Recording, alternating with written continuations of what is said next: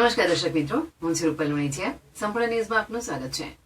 ધોરણ 10 અને 12ના બોર્ડની પરીક્ષાને હવે ગણતરીના દિવસો જ બાકી રહ્યા છે. તેવામાં ખાસ કરીને પરીક્ષામાં વિદ્યાર્થીઓને નિષ્ફળતા મળતા ખોટા પગલાં ભરતા હોય છે. ત્યારે ખાસ કરીને બોર્ડની પરીક્ષાનો પરીક્ષાર્થી નર્વસ ન થાય અને કોઈ પણ ભય વગર પરીક્ષા આપી શકે તેને લઈ યાત્રાધામ અંબાજી ખાતે બીડી મહેતા આરાસુરી કન્યા વિદ્યાલયમાં પરીક્ષા પર ચર્ચાને લઈ પરીક્ષાર્થીઓને મોટિવેશન કરવા મંદિર ટ્રસ્ટના અધિક કલેક્ટર તેમજ બીડી મહેતા વિદ્યાલયના મુખ્યદાતા રૂપાબેન મહેતા, અશોકભાઈ મહેતા સાથે પોલીસ ઇન્સ્પેક્ટર તેમજ નિષ્ણાતો સાથે રહી બાળકોને ભયમુક્ત બની પરીક્ષા આપી શકે તેવા પ્રયાસો હાથ ધરવામાં આવ્યા હતા.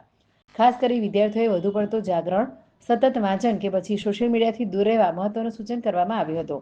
તેમજ આવા સમયમાં બહારની ખાણીપીણી છોડી ઘરનું જ સાત્વિક ભોજન ગ્રહણ કરવા સૂચનો કરાયા હતા.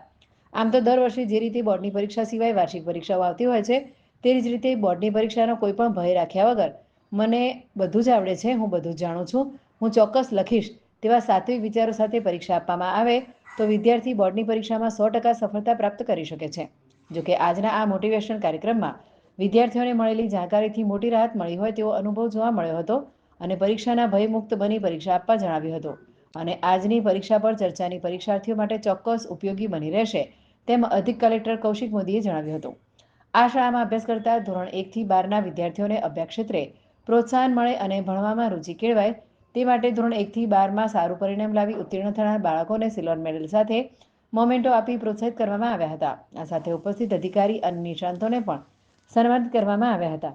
આ કાર્યક્રમને સફળ બનાવવા અંબાજી કેળવણી મંડળના પ્રમુખ રાજન અગ્રવાલ, મંત્રી અર્જુન ભોજન, શાળાના આચાર્ય મયુરીબેન પટેલ, રેડક્રોસ સોસાયટીના પ્રમુખ મહેન્દ્ર અગ્રવાલ સાથે અંબાજીના અગ્રણી નાગરિકો ઉપસ્થિત રહ્યા હતા.